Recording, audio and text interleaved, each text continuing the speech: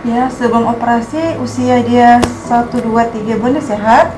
Kemudian diawali dari usia dia 4 bulan, dia perutnya membesar, perlahan membesar. Jadi kami berobat di Aceh, khususnya di Loksemawe, tempat kami tinggal. Kemudian dirujuk di Rumah Sakit Umum Loksemawe, dikatakan suspek hepatitis. Kemudian dirujuk ke Rumah Sakit Umum Aceh. Sekali lagi baru pulang ke Aceh. Ke Aceh, khususnya di Banda Aceh. Di situ dikatakan bahwa dia periksa awal semua lagi, dikatakan bahwa dia teratoma. Tumbuh teratoma. In a word, when he came to us, the baby was, it's life-threatening. When he came to us, we were all very surprised how the baby made it on the flight. To be honest, when he came, he arrived here. He was in he arrived at another hospital first, and the other hospital asked the baby to be transferred to the parents to come to Ireland instantly, because there wasn't any pediatric surgery specialty in that particular hospital, so they know that we have the specialty. So, but when the baby arrived in A&E, I was operating, so I asked my pediatric colleague, Dr. Ho Xiao Chui, to have a look at this baby in A&E. One look at the baby, and she immediately called the anesthetist, my anesthetist, Dr. Lee, and we had to transfer the baby right off to the ICU to be intubated because he was gasping in the ER. So the tumor was huge. Baby's weight was 7 kilograms that we recorded, but the weight of the tumor made up about half of the baby's weight. Tapi sebelum operation di Penang, kami sempat operasi dulu di Rumah Sakit Aceh, Rumah Sakit Umum Banda Aceh. Kemudian gagal operasi.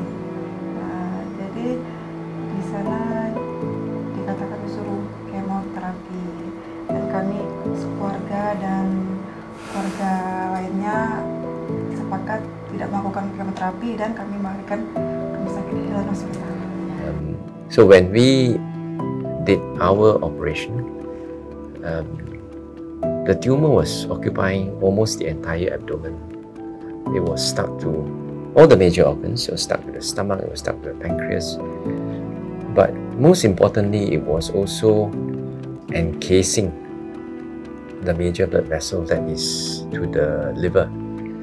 And this was perhaps the most difficult part of the operation, because as in a lot of what happens in pediatric surgery these days, the key thing is actually collaboration with my colleagues, all my colleagues, every specialty, and foremost of which is pediatric anesthesia. Because if I don't have a safe pediatric anesthetist like Dr. Zai, then I won't be able to do this operation, because the operation all involves is just removing the tumor, but a lot of it is support. You have to support the heart, you have to support the ventilation, the lungs, you have to make sure that the blood pressure remains normal. So I think that is the main thing these days, the one that makes it possible for us to do things which are not possible in the past. Yes, these days we do have a lot of tools at our disposal. The most key important thing is the baby must not lose a drop of blood. So we do have lots of instruments that can help to minimize, not completely eliminate blood loss, but minimize blood loss. So therefore this baby went through the operation safely. Rumah Sakit Hilal, setelah operasi banyak perkembangannya. Baik perkembangannya. Dari awal dia operasi mungkin sempat down, jadi setelah operasi dia dipantau terus sama dokter di ICU karena paru-parunya, tapi dokter di sini terus ngepantaunya Zehan sama suster-suster. dan alhamdulillah sekarang dia tumbuh kembang dengan baik.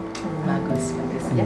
Baby Sihan is really, truly a remarkable, a very unique. I think it's probably something that I will do once and once only in my life. He was at the brink of death, and we managed to pull him back. Well, when we kept him in ICU, managed to get him better. But by the time we are ready to do the operation, the parents told us that they've exhausted all their funds. So they had no more money to pay for subsequent care of the for him. And to the extent that they said they cannot pay for the treatment, then they would not proceed with any more treatment, which is effectively a death sentence. We were not going to sit around and let somebody effectively terminate a life just for this, because I know this tumor, I know the treatment, I know we can do this. It's a very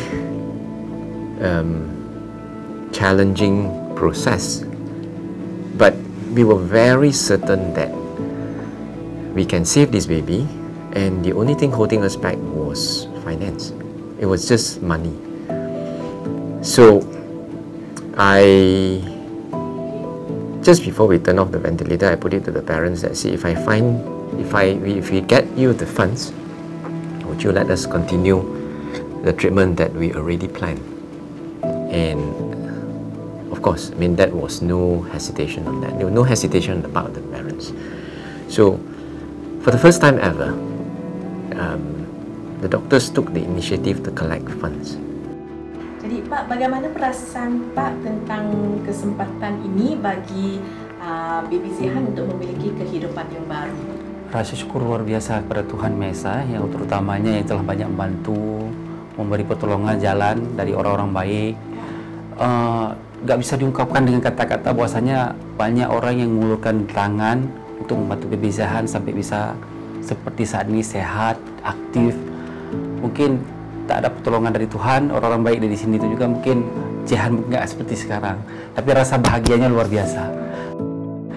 Terutama terima kasih buat dokter-dokter di sini, terutama Dokter Badrul, Dokter Ho, Dokter Tan, Dokter Zaineda. Terima kasih banyak, sudah banyak menolong Jihan, dan pihak-pihak Rumah Sakit Island, dari CEO-nya semua. Saya keluarga Muhammad Jihan mengucapkan banyak terima kasih yang sudah membantu kita sampai sekarang ini. Amin. Mudah-mudahan Tuhan memberikan kelimpahan rezeki buat semuanya yang telah membantu Jihan.